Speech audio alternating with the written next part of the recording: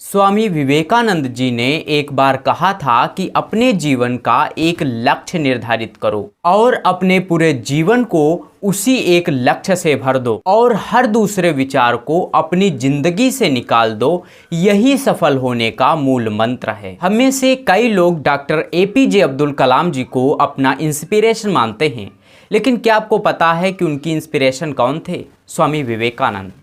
यही नहीं बल्कि निकोला टेस्ला, सुभाष चंद्र बोस, लाल बहादुर शास्त्री और भी ऐसे कई सारे लीजेंड्स हैं जिनकी इंस्पिरेशन स्वामी विवेकानंद जी हैं। आज हम स्वामी जी के जीवन की 3 कहानियां डिस्कस करेंगे और इन तीनों कहानियों में जीवन की बहुत बड़ी सीख छिपी है। पहली कहानी, एक बार स्वामी जी को नदी पार करना था और वो नदी के पास में खड़े थे। तभी उनके पास एक साधु आकर के बोला, क्या आप ही स्वामी विवेकानंद हो? तो स्वामी जी ने जवाब दिया, हाँ मैं ही स्वामी विवेकानंद हूँ। तभी साधु ने पूछा कि स्वामी जी आप यहाँ क्या कर रहे हो? तो स्वामी जी ने जवाब दिया कि हमें नदी पार करना है और मैं नाव का इंतजार कर रहा हूँ।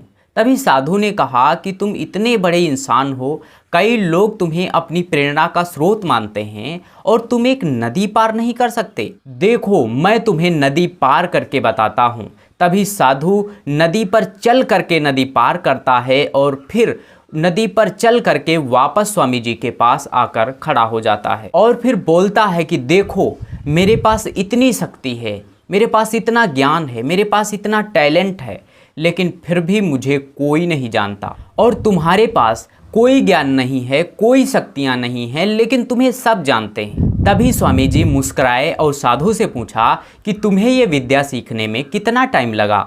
साधु ने कहा 15 साल। इतने में स्वामी जी की नाव आ गई और स्वामी जी ने साधु को नाव पर बिठाया और वहाँ से चल दिए। उन्होंने नाव में बैठ करके नदी पार की और पार करने के बाद स्वामी जी ने अपनी जेब से 1 रुपया निकाला और नाव वाले को दे दिया।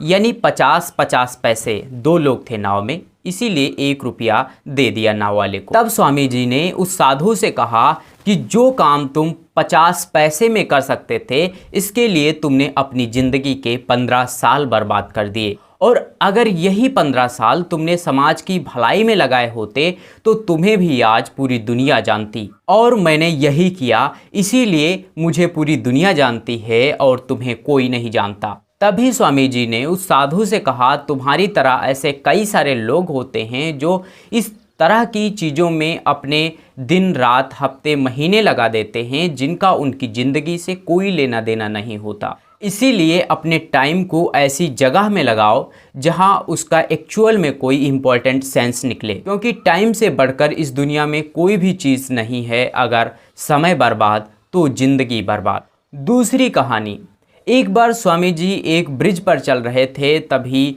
वहाँ पर कुछ बंदर उनके पीछे पड़ जाते हैं। कोई बंदर उन पर लपक रहा है तो कोई उनका प्रसाद छीनने की कोशिश कर रहा है। स्वामी जी उन बंदरों से पीछा छुड़ाने के लिए वहाँ से भागने लगते हैं। स्वामी जी भागे जा रहे थे और वो बंदर भी उनके पीछे पीछे भाग रहे थे। तभी एक आदमी ने स्वामी जी से कहा कि तुम डरो मत, इनका सामना करो।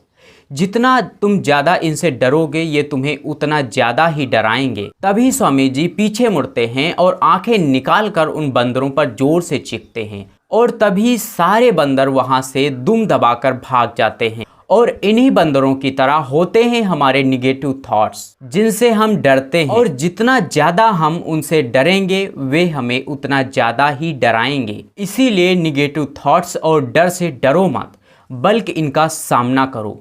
इनसे जितना ज़्यादा तुम डरोगे ये तुम्हें उतना ज़्यादा ही डराएंगे और अगर तुम इनका सामना करोगे तो निगेटिव थॉट्स और डर भी इन तुमसे डर जाएगा। तीसरी कहानी, एक बार स्वामी जी और उनके गुरु रामकृष्ण परमहंस रास्ते में कहीं जा रहे थे। तभी रास्ते में उन्हें एक आदमी मिला जो पत्थर पर कुछ बना रहा था। तभी रामकृष्ण परमहंस ने उससे पूछा कि तुम इस पर क्या बना रहे हो? तभी उस व्यक्ति ने जवाब दिया कि मैं एक राजा की मूर्ति बना रहा हूँ। रामकृष्ण जी ने पूछा कि क्या उस राजा की तुम्हारे पास कोई तस्वीर है? तब उस मूर्तिकार ने कहा, नहीं, मेरे पास उनकी कोई तस्वीर नहीं है।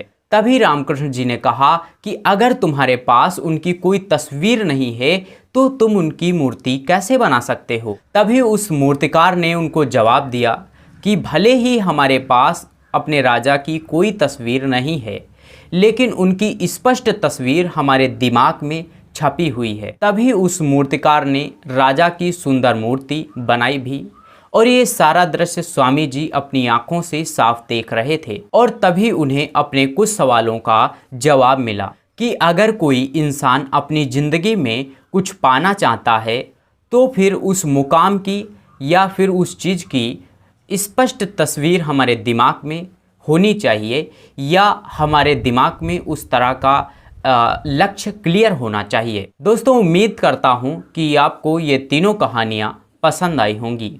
धन्यवाद।